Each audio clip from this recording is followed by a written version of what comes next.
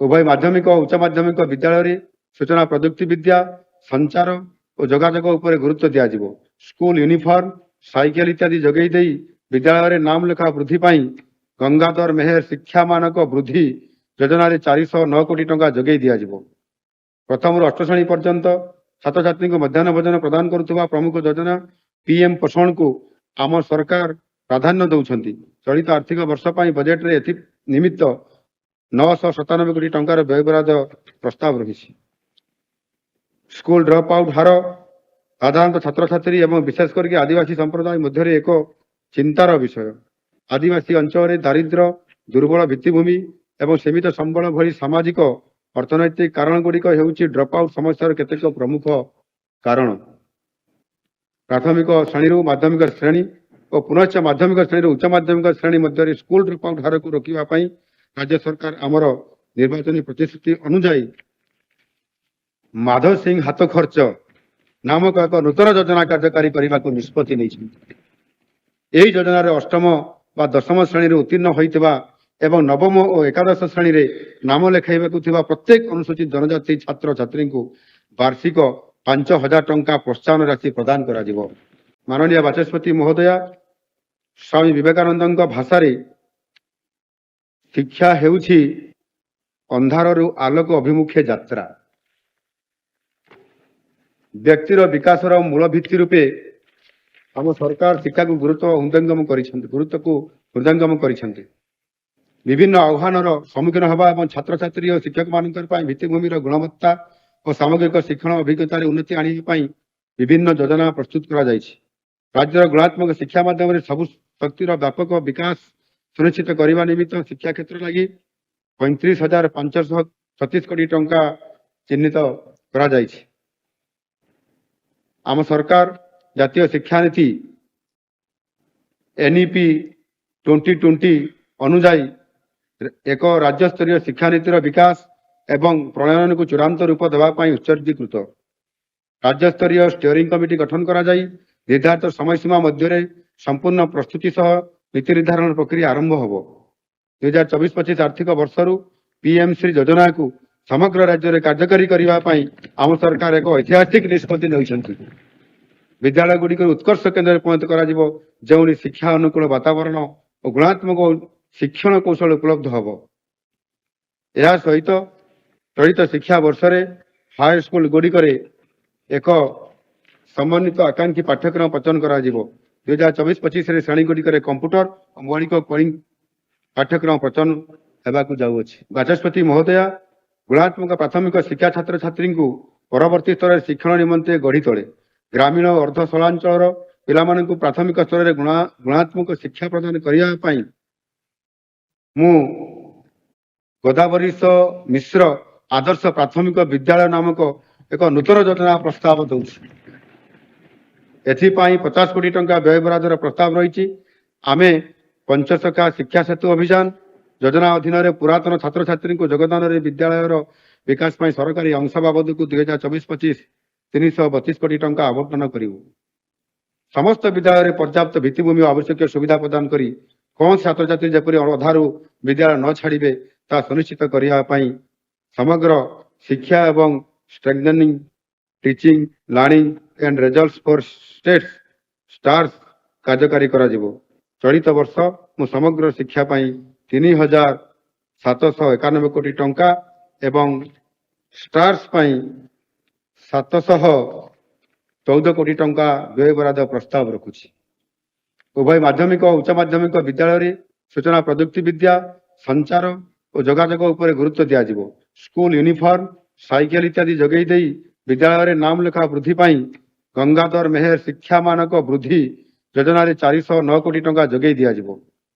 ପ୍ରଥମରୁ ଅଷ୍ଟ ଶ୍ରେଣୀ ପର୍ଯ୍ୟନ୍ତ ଛାତ୍ରଛାତ୍ରୀଙ୍କୁ ମଧ୍ୟାହ୍ନ ଭୋଜନ ପ୍ରଦାନ କରୁଥିବା ପ୍ରମୁଖ ଯୋଜନା PM ପୋଷଣକୁ ଆମ ସରକାର ପ୍ରାଧାନ୍ୟ ଦେଉଛନ୍ତି। ଚଳିତ ଆର୍ଥିକ ବର୍ଷ ପାଇଁ ବଜେଟରେ ଏଥି ନିମିତ୍ତ 997 କୋଟି ଟଙ୍କାର ବ୍ୟୟବରାଦ ପ୍ରସ୍ତାବ ରହିଛି।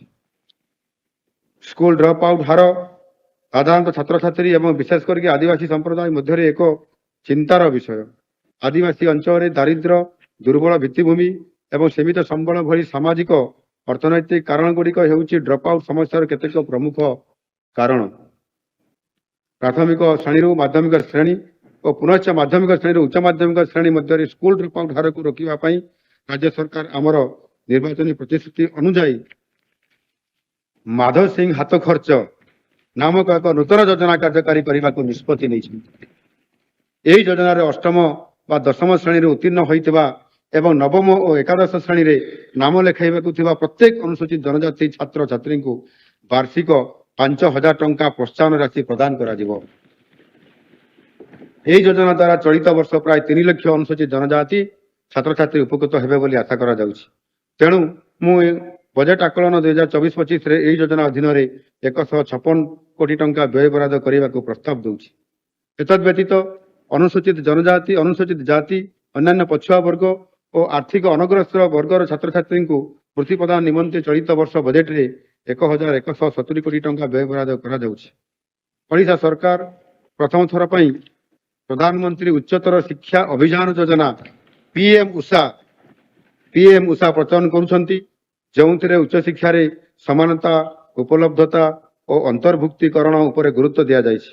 କେନ୍ଦ୍ର ଓ ରାଜ୍ୟ ମଧ୍ୟରେ 60-40 ଅନୁପାତରେ ପାଣ୍ଠି ସହାୟତାରେ ଗୁଣାତ୍ମକ ଶିକ୍ଷାଦାନ ଓ ଶିକ୍ଷଣ ପ୍ରକ୍ରିୟାର ବିକାଶ, ଶିକ୍ଷାନୁଷ୍ଠାନ ଗୁଡ଼ିକର ସ୍ୱୀକୃତି, ସୂଚନା ଯୋଗାଯୋଗ ଓ ପ୍ରଯୁକ୍ତି ବିଦ୍ୟା ଭିତ୍ତିକ ଡିଜିଟାଲ ଭିତ୍ତିଭୂମି ସୃଷ୍ଟି କରିବା ସହ ବହୁ ବିଭାଗୀୟ ପାଠ୍ୟକ୍ରମ ମାଧ୍ୟମରେ ନିଯୁକ୍ତି ଦକ୍ଷତା ବୃଦ୍ଧି କରିବା ଏହି ପଦକ୍ଷେପର ଲକ୍ଷ୍ୟ। ଏହି ଯୋଜନା ପାଇଁ 155 କୋଟି ଟଙ୍କା ବ୍ୟୟ ବରାଦର ପ୍ରସ୍ତାବ ରହିଅଛି। ସରକାରୀ ଓ ବେସରକାରୀ ମହାବିଦ୍ୟାଳୟ ଏବଂ ବିଶ୍ୱବିଦ୍ୟାଳୟ ଗୁଡ଼ିକରେ ଏକାଡେମିକ୍, ପ୍ରଶାସନିକ, ପାଠାଗାର, ହଷ୍ଟେଲ, କୋଠା ନିର୍ମାଣ ତଥା ଭିତ୍ତିଭୂମି ବିକାଶ ପାଇଁ 2024-25 ବଜେଟରେ 325 କୋଟି ଟଙ୍କା ବ୍ୟୟ ବରାଦରେ ପ୍ରସ୍ତାବ ରହିଛି। ଆମ ସରକାର ଆଦିବାସୀ ଭାଷାର ସଂରକ୍ଷଣ ଏବଂ ପ୍ରୋତ୍ସାହନ ପାଇଁ ଗୁଣାତ୍ମକ ଶିକ୍ଷାର ଆଧୁନିକୀକରଣ ବିଶ୍ୱବିଦ୍ୟାଳୟ ଯୋଜନା ଅଧୀନରେ ସରକାରୀ ବିଶ୍ୱବିଦ୍ୟାଳୟ ଗୁଡ଼ିକରେ 26ଟି ଭାଷା ଗବେଷଣାଗାର ସ୍ଥାପନ କରିବେ। ଏତଦ୍ ବ୍ୟତୀତ ବିଦେଶୀ ବିଶ୍ୱବିଦ୍ୟାଳୟରେ ସ୍ନାତକୋତ୍ତର ଓ ଡକ୍ଟରୀ ପାଠ୍ୟକ୍ରମର ଅଧ୍ୟୟନ ପାଇଁ ଓଡ଼ିଆ ଉତ୍ତମ ଛାତ୍ରବୃତ୍ତି ଯୋଜନା ମାଧ୍ୟମରେ ପ୍ରତିବର୍ଷ 30 ଜଣ ଅନୁସୂଚିତ ଜାତି ଓ ଜନଜାତି ଛାତ୍ରଛାତ୍ରୀଙ୍କୁ 100% ଛାତ୍ରବୃତ୍ତି ପ୍ରଦାନ କରାଯିବ। ବାଚସ୍ପତି ମହୋଦୟା, ମୁଁ ମୁଖ୍ୟମନ୍ତ୍ରୀ ମେଧାବୀ ଛାତ୍ର ପ୍ରୋତ୍ସାହନ ଯୋଜନା ମାଧ୍ୟମରେ ଯୋଗ୍ୟ ସ୍ନାତକ ଓ ସ୍ନାତକୋତ୍ତର ଛାତ୍ରଛାତ୍ରୀମାନଙ୍କୁ ବୈଷୟିକ ଓ ବୃତ୍ତିଗତ ପାଠ୍ୟକ୍ରମ ନିମିତ୍ତ ଛାତ୍ରବୃତ୍ତି ପ୍ରଦାନ ପାଇଁ 701 କୋଟି ଟଙ୍କା ବ୍ୟୟ ବରାଦର ପ୍ରସ୍ତାବ ଦେଉଛି। ମେଧାବୀ ଛାତ୍ରଛାତ୍ରୀମାନଙ୍କୁ ଲାପଟପ୍ ବିତରଣ କରିବା ପାଇଁ ଗୋଦାବରୀଶ ବିଦ୍ୟାର୍ଥୀ ପ୍ରୋତ୍ସାହନ ଯୋଜନା ଅଧୀନରେ 54 କୋଟି ଟଙ୍କା ବ୍ୟୟ ବରାଦର ପ୍ରସ୍ତାବ ରହିଛି। ଆମର ଯୁବପିଢ଼ିକୁ ଭବିଷ୍ୟତର ଦକ୍ଷତା ସହ ରୋଜଗାରକ୍ଷମ କରିବା ଏବଂ ଶିଳ୍ପର ଚାହିଦା ପୂରଣ ପାଇଁ ଦକ୍ଷ ମାନବ ସମ୍ବଳ ସୃଷ୍ଟି କରିବାର ଦ୍ୱୈତ ଉଦ୍ଦେଶ୍ୟରେ ମୁଁ ଦକ୍ଷତା ବିକାଶ ଏବଂ ବୈଷୟିକ ଶିକ୍ଷା ପାଇଁ ବ୍ୟୟ ବରାଦକୁ 60% ବର୍ଦ୍ଧିତ କରି 1,583 କୋଟି ଟଙ୍କା ପ୍ରସ୍ତାବ ଦେଉଛି, ଯେଉଁଥିରେ କାର୍ଯ୍ୟକ୍ରମ ବ୍ୟୟ ପାଇଁ 1,050 କୋଟି ଟଙ୍କା ଅନ୍ତର୍ଭୁକ୍ତ ଅଟେ। ମୁଁ କ୍ରୀଡ଼ା ଏବଂ ଯୁବ ସମାଜ ସେବା ପାଇଁ 1,315 କୋଟି ଟଙ୍କା ବ୍ୟୟ ବରାଦର ପ୍ରସ୍ତାବ ଦେଉଛି, ଯେଉଁଥିରେ କାର୍ଯ୍ୟକ୍ରମ ବଜେଟ୍ ଅଧୀନରେ 1,210 କୋଟି ଟଙ୍କା ଅନ୍ତର୍ଭୁକ୍ତ। କ୍ରୀଡ଼ାର ପ୍ରୋତ୍ସାହନ ପାଇଁ ଆମ ସରକାର ପ୍ରଥମ ଥର ପାଇଁ ରାଜ୍ୟର ସମସ୍ତ ଅଂଶୀଦାରଙ୍କ ସହ ଆଲୋଚନା କରି କ୍ରୀଡ଼ା ନୀତି ଆରମ୍ଭ କରିବେ। ଆମ ସରକାର ସାରା ରାଜ୍ୟରେ କ୍ରୀଡ଼ା ଭିତ୍ତିଭୂମିର ବିକାଶ ପାଇଁ ପ୍ରୟାସ କରିବେ। ଏଥିପାଇଁ ତୃଣମୂଳ ସ୍ତରରେ କ୍ରୀଡ଼ାର ବିକାଶ ଓ ମିନି ଷ୍ଟାଡିୟମ ଗୁଡ଼ିକୁ ସକ୍ରିୟ କରିବା, ଜିଲ୍ଲା ସ୍ତରରେ କ୍ରୀଡ଼ା ଏକାଡେମୀ ପ୍ରତିଷ୍ଠା, ପ୍ରତ୍ୟେକ ଜିଲ୍ଲାରେ ଲୋକପ୍ରିୟ କ୍ରୀଡ଼ାକୁ ପ୍ରୋତ୍ସାହିତ କରିବା, ରାଜ୍ୟର 4ଟି ଜୋନ୍ରେ ଅତ୍ୟାଧୁନିକ ଏକାଡେମୀ ପ୍ରତିଷ୍ଠା, ଭୁବନେଶ୍ୱର ବିଶ୍ୱସ୍ତରୀୟ କ୍ରୀଡ଼ା ଭିତ୍ତିଭୂମି ସହ ଏକ ନୂତନ ଷ୍ଟାଡିୟମ ନିର୍ମାଣ ପାଇଁ 952 କୋଟି ଟଙ୍କାର ବ୍ୟୟ ବରାଦ କରାଯାଇଛି। ଏତଦ୍ ବ୍ୟତୀତ ଯୁବବର୍ଗର ସମନ୍ୱିତ ବିକାଶ ପାଇଁ ଏକ ନୂତନ ଯୋଜନା ଯୁବଶକ୍ତି ଅଧୀନରେ 100 କୋଟି ଟଙ୍କା ବ୍ୟୟ ବରାଦ କରାଯାଇଛି। ସମଗ୍ର ରାଜ୍ୟରେ ବ୍ୟାପକ ପ୍ରତିଭା ଚିହ୍ନଟ ଏବଂ ଆର୍ଥିକ ସହାୟତା ମାଧ୍ୟମରେ ଯୁବ ମେଧାବୀ କ୍ରୀଡ଼ାବିତମାନଙ୍କୁ ପ୍ରୋତ୍ସାହିତ କରିବା ପାଇଁ ଆମେ ଖେଳରତ୍ନ ଖୋଜା ଅଭିଯାନ କାର୍ଯ୍ୟକାରୀ କରିବୁ।